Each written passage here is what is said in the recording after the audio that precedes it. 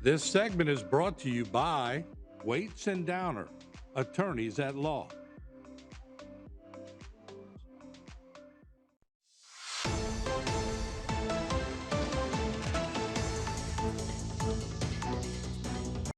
Hello and welcome to this edition of Bayou Time. I'm your host, Keith Weissite, licensed clinical social worker with Terrebonne Home Care. Very glad you're joining us. However you may be joining us, we appreciate it. And always glad to have with us in the studio, First Lieutenant Blake Tabor. How's it going, Blake? It's going great. I love Thanks it. for having me. Very glad you're here. Of course, Public Information Officer, Terrebonne Parish Sheriff's Office.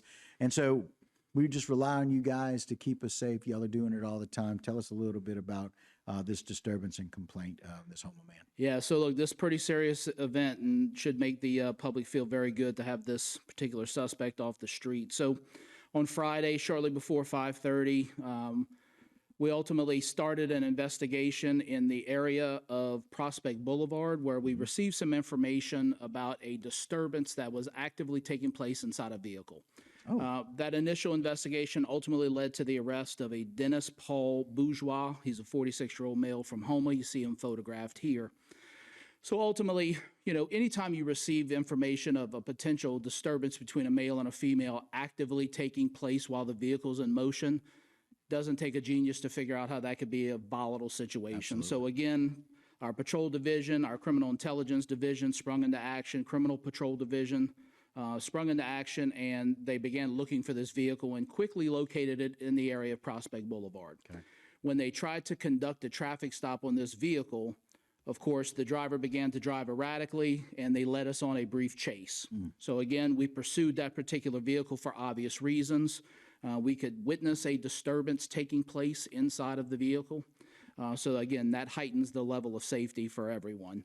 So ultimately, we were able to get that vehicle to pull to the side of the roadway, went down a small embankment towards a watering area where it came to rest. Again, our officers sprung into action and quickly took both the driver and the passenger into custody without incident. So that was a good thing. Ultimately, they were able to identify the driver as a Dennis Paul Bourgeois, who we saw photographed earlier, and also the victim, who obviously we're not releasing her name at this time. Correct.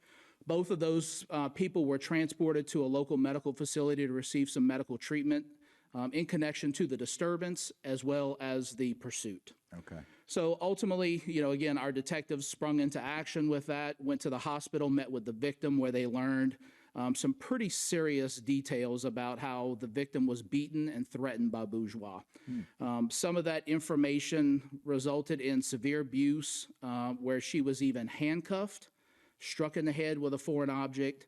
She was threatened with a weapon pointed in her face several times, all while being held against her will. And this, again, wasn't just something that happened over the course of an hour. As I understand it, this was an extended period of time, which just ultimately ended in them being inside of a vehicle. A lot of this was taking place at another address. Right. So ultimately, at the end of that, we brought the male suspect in, Mr. Bourgeois, who, of course, did not admit to any of that and denied all the allegations. Again, a search of the vehicle was done where they were able to substantiate a large portion of the evidence and a large portion of the information that was given by the female victim. Right. So pretty clear that it was validated and it was true. So ultimately, at the end of that interview, he was arrested for some very serious charges to the tune of obstruction of justice, false imprisonment, aggravated battery, aggravated assault with a firearm, and possession of a firearm by convicted felon, and as well as domestic abuse battery. He was jailed on a no bond, and as my understanding, he still remains at jail. Well, and again, I'm glad for a number of different things that you guys were able to stop something that could have gotten really bad really quickly.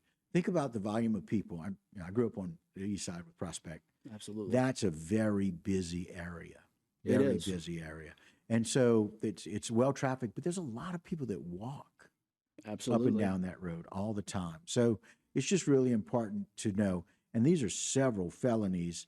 And I'm just so very glad our judges are like, you know what? You're not bonding out. Absolutely. You're not getting a bond option. You're going to stay in jail. Absolutely. Until we can figure out what to do. And if you can look at some of the comments, apparently the public has a lot of knowledge as it relates to Mr. Bourgeois and his activities. Okay. So, of course, we keep up to speed on all of that. And it seems like our community is better off with this particular person where he is right now. And we're happy for that. Yeah. Well, it's several different layers of this. It's people identifying, because you probably got a call. Absolutely. Hey, there's erratic driving. It looks like Absolutely. a disturbance going on.